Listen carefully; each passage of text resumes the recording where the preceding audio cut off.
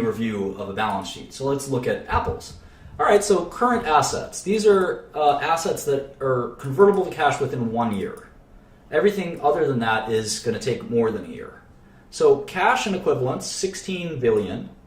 Short-term marketable securities, 21 billion. Does anyone not see this? So I'm just going to add this up. Current cash of Apple is 16,689 plus 21,385. That's $38 billion. That's a lot of cash to have burning a hole in your pocket. What's next?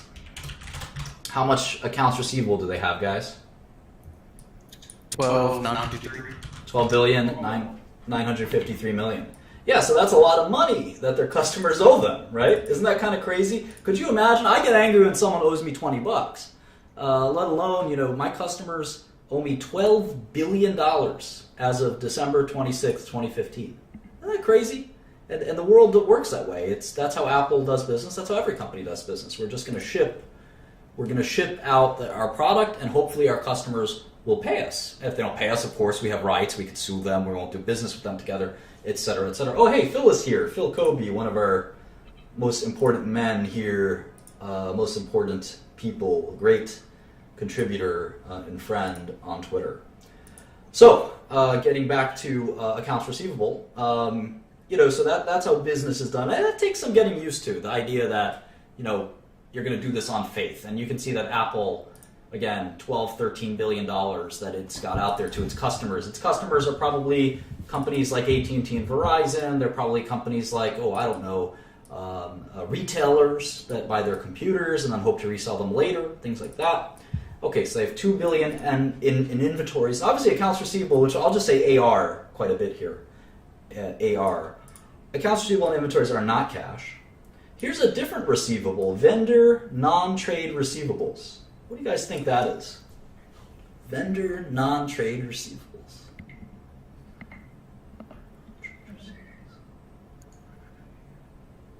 My guess, well, it's certainly money that's owed to them. It's money that's owed to them. It's not from product they're selling. It's from vendors. Oh, I think yeah, it could be patent rights. It's confusing. Who knows? Well, oftentimes you'll see these weird lines, and we'll want to look them up. In the financial statement. So we'll see what that means shortly.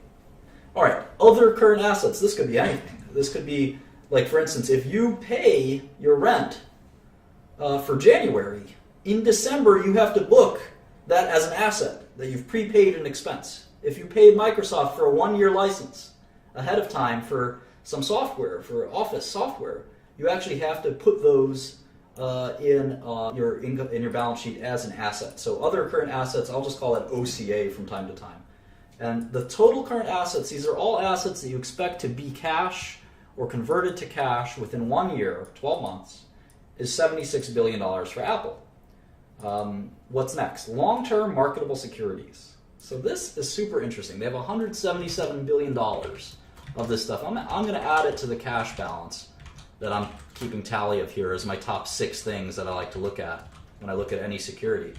Why do you think I'm doing that, guys who are students? Why do I think that these long-term marketable securities are cash?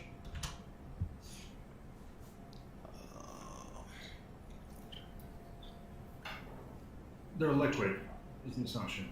Yeah, you could sell them. You could trade them for cash pretty easily.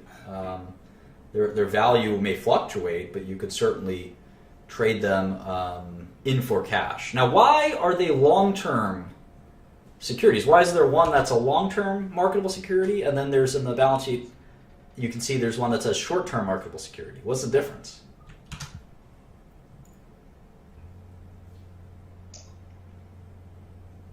They're like a deadline by which they can pay. Nope. So these are assets, so they're not Apple paying anybody else.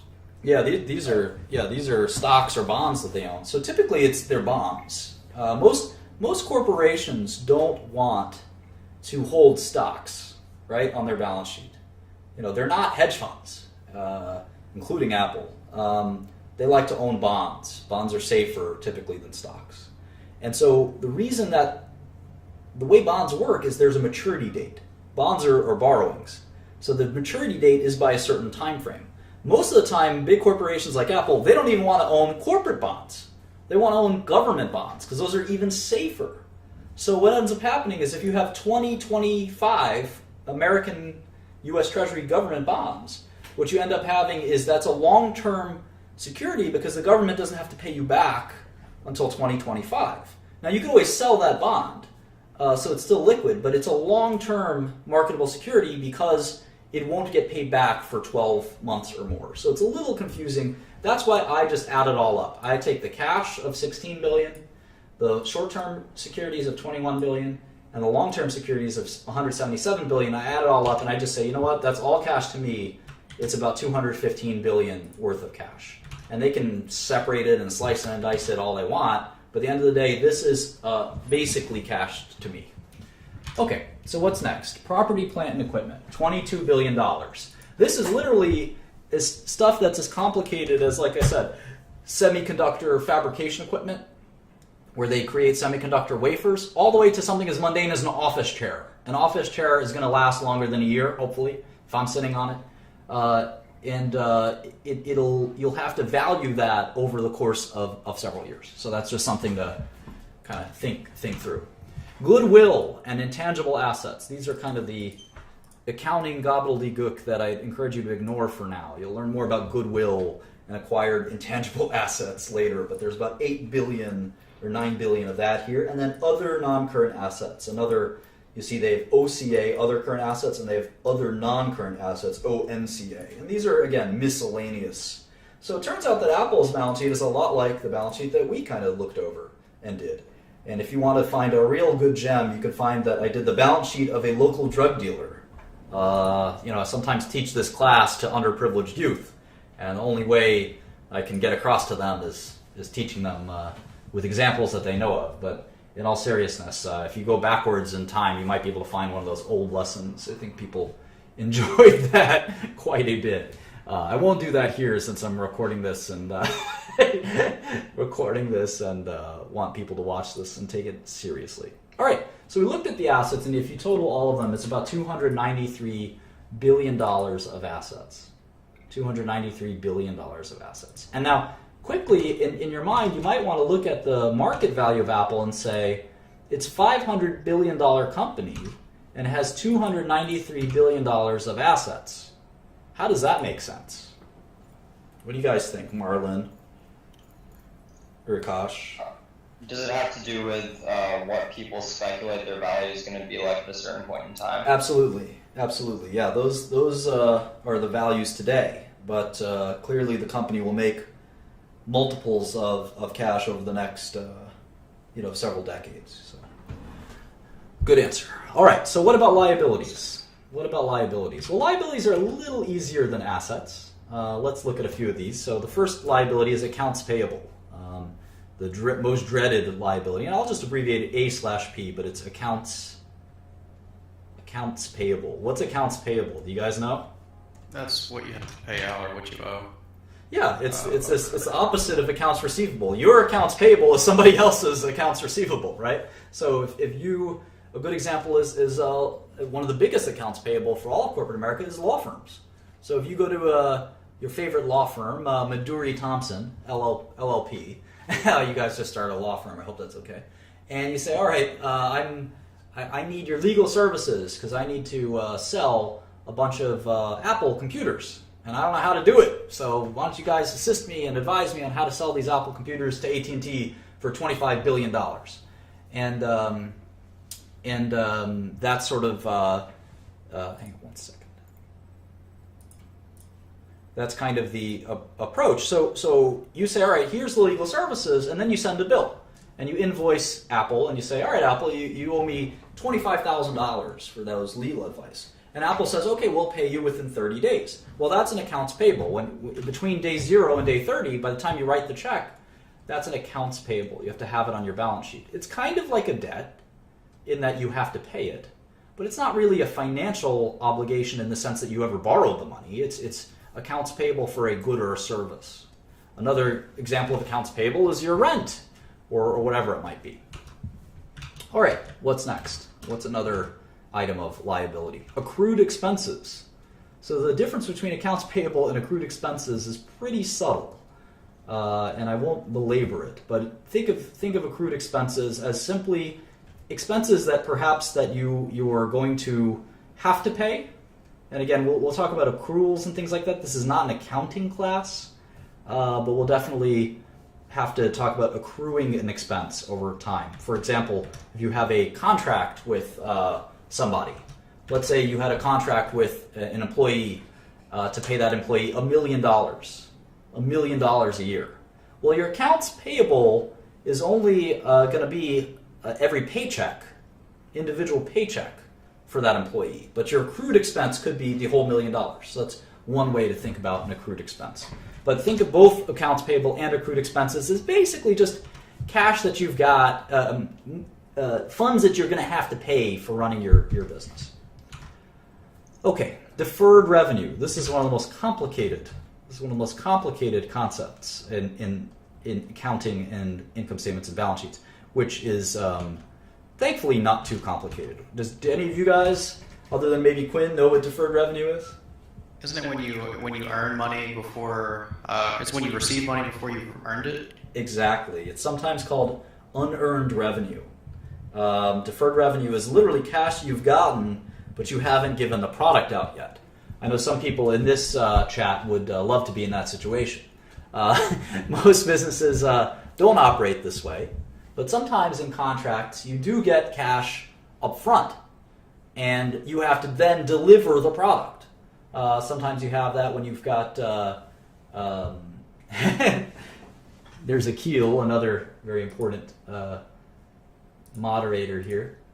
Sometimes you get cash up front. Gift cards, great example. All kinds of unearned revenue, and that's what deferred revenue is. You get cash, and then you have to deliver the product. And in software, you end up getting a lot of deferred revenue for some reason. We'll talk all about that. So Apple obviously has some software component to their business. So that's deferred revenue. Commercial paper. That is debt.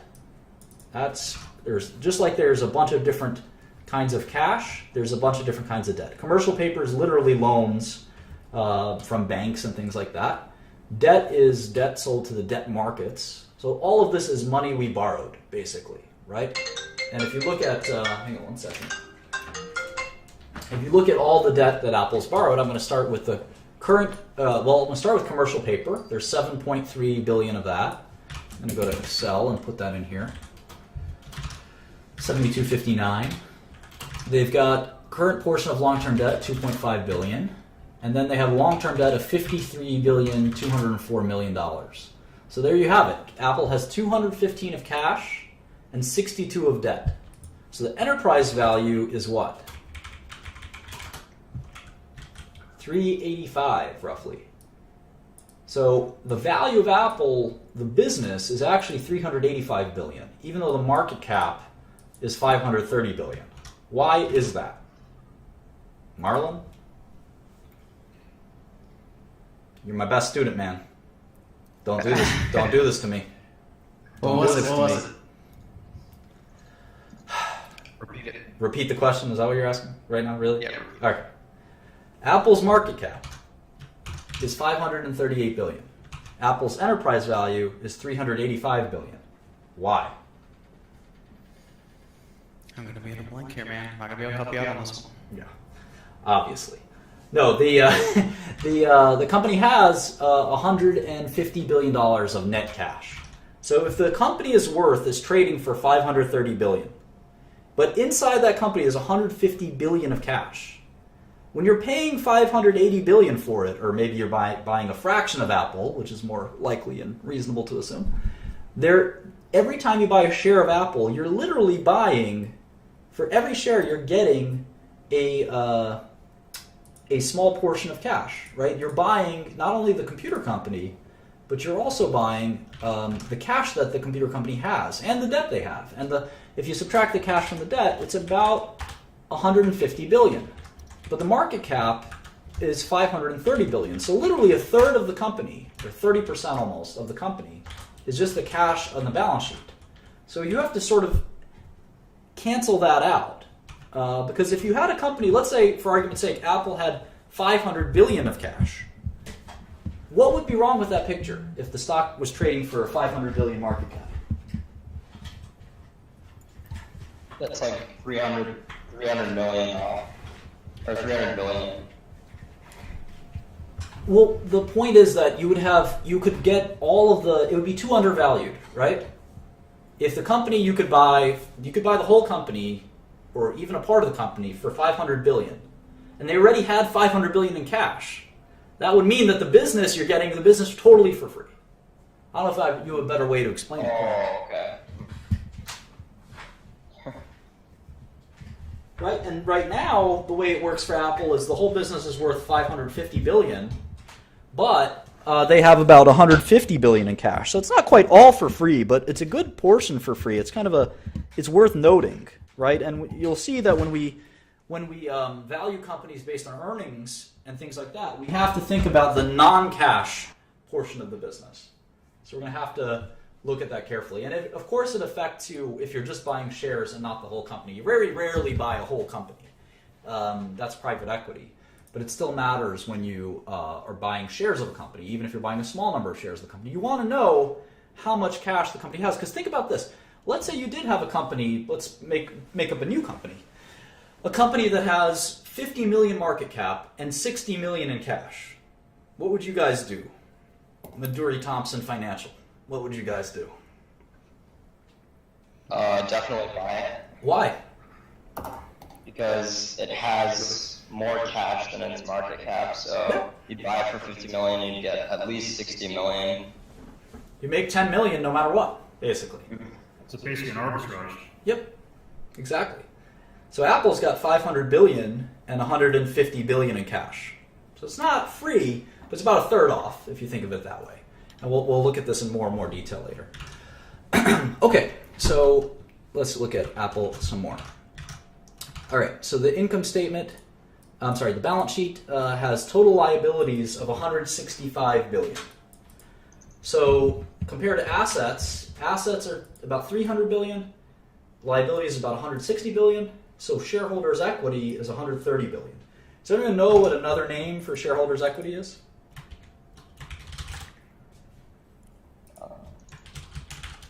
Public equity? Nope. Book value.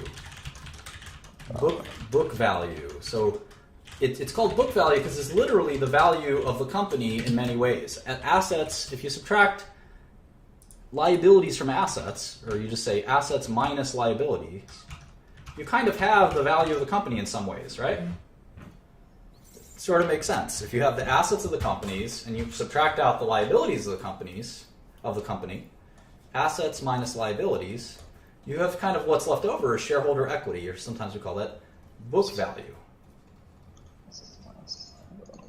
Right? Because if you had a company, let's say that was going out of business tomorrow, and you said, all right, how much assets does the company have?